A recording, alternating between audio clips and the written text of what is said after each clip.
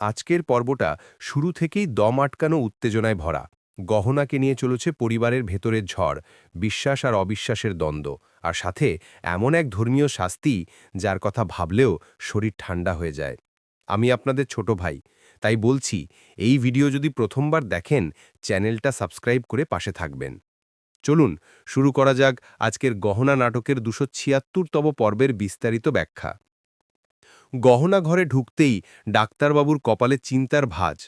নরম গলায় তিনি বলেন, গহনা, তোমার সাথে যা ঘটেছে, ভয় পাই শুধু একটাই, কেউ যেন আমাদের সম্পর্ক ভাঙতে না পারে।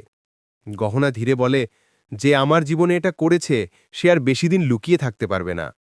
এদিকে আলিয়া নিজেকে নির্দোষ প্রমাণ করতে এলে আয়ুষ্মান তাকে থামিয়ে দেয়।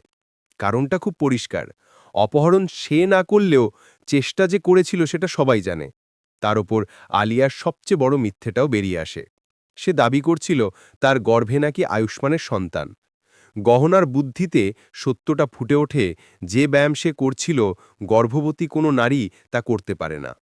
আয়ুষ্মান রেগে বলে, আমি আর গহনাকে আলাদা করা এত সহজ নয়, আজ নয়, জন্মে জন্মে না।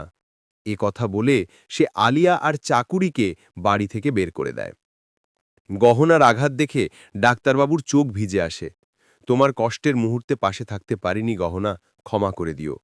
গহনা মৃদু হেসে বলে, আপনার কোনো দোষ নেই, আমাদের সম্পর্ককে কেউ দূরে রাখতে পারবে না।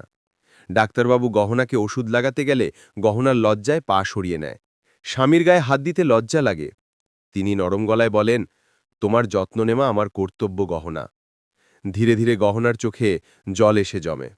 যদি যদি আমি কোনোদিন মা হতে না পারি, আপনি কি তখনও আমাকে ভালোবাসবেন? ডাক্তারবাবু তার হাত শক্ত করে ধরে। গহনা, সন্তান আমাদের ভালোবাসার অংশ, কিন্তু তোমাকে ছাড়া আমার সংসারই অসম্ভব। তুমি আমার কাছে সবকিছুর থেকেও বেশি। দুজনেই চোখ বন্ধ করে ভোলানাথকে প্রার্থনা করে একদিন যেন তারা বাবা মা হতে পারে। অন্যদিকে কজুরি যেন দিশেহারা। হাসপাতালের ডাক্তার জানিয়ে দিয়েছে 10 লাখ টাকা জমা না দিলে অপারেশন শুরু করা সম্ভব নয়। টাকাটা কোথা থেকে আনবে? কজুরি চোখের পানি মুছে বলে, মানুষ বাঁচাতে যদি আকাশ পাতাল এক করতে হয় তাও করব, কিন্তু টাকা তুলতেই হবে।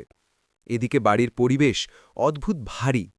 অপহরণ, ভয়ের ঘটনা, পারিবারিক অস্থিরতা সব মিলিয়ে মনে হচ্ছে বাড়ির ওপর যেন অশুভ ছায়া পড়েছে। তাই বড়মা ঘোষণা করলেন, আজ গৃহশান্তির পূজা হবে।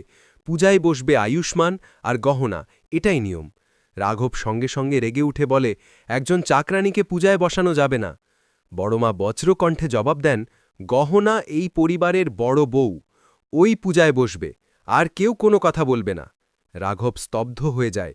পূজা শেষ হলে পণ্ডিত ধ্যানমগ্ন চোখে বলেন, বাড়ির অশান্তি কাটবে তখনই যখন এই সংসারে একটা নতুন প্রাণের আগমন হবে। গহনার বুক কেঁপে ওঠে। তার মনেই শুধু একটাই কথা, আমি কি সত্যি এই বাড়ির জন্য অভিশাপ? সে উপায় জানতে চাইলে পণ্ডিত এক ভয়ঙ্কর শর্তের কথা জানান। পণ্ডিত বলেন, একটি পবিত্র আগুন মোটকি মাথায় রেখে নির্মল পায়ে মন্দির প্রদক্ষিণ করতে হবে 11 বার। এ কাজ অত্যন্ত কঠিন। কেউ কেউ মাঝপথেই পড়ে যায়, কারো মাথার আগুন নিভে যায়, আর যারা পুণ্য করে তাদের জীবনে নাকি ঈশ্বর আশীর্বাদ বর্ষণ করেন। ডাক্তারবাবু সঙ্গে সঙ্গে বাধা দেন, গহনা, তোমার শরীর দুর্বল, এটা করা খুব বিপজ্জনক। কিন্তু গহনা সাহস নিয়ে বলে, এই পরিবারের শান্তির জন্য, আমাদের ভবিষ্যৎ সন্তানের আশায় আমি এই পরীক্ষাটা নেব। মন্ত্রোচ্চারণে চারদিক কেঁপে উঠছে। গহনা মাথায় আগুন মোটকি তুলে নেয়। দ্বিধা নেই, ভয় নেই, আছে শুধু বিশ্বাস। তার পা পুড়ে যাচ্ছে গরম মাটিতে, হাওয়ার ঝাপটায় আগুনটা দুলছে, কিন্তু গহনার চোখে একটাই প্রতিজ্ঞা, আমি হব মা, আমি এই পরিবারকে রক্ষা করব। 1 বার, 3 বার, 7 বার, তার পা রক্তাক্ত, শ্বাস ভারী, তবু সে থামছে না।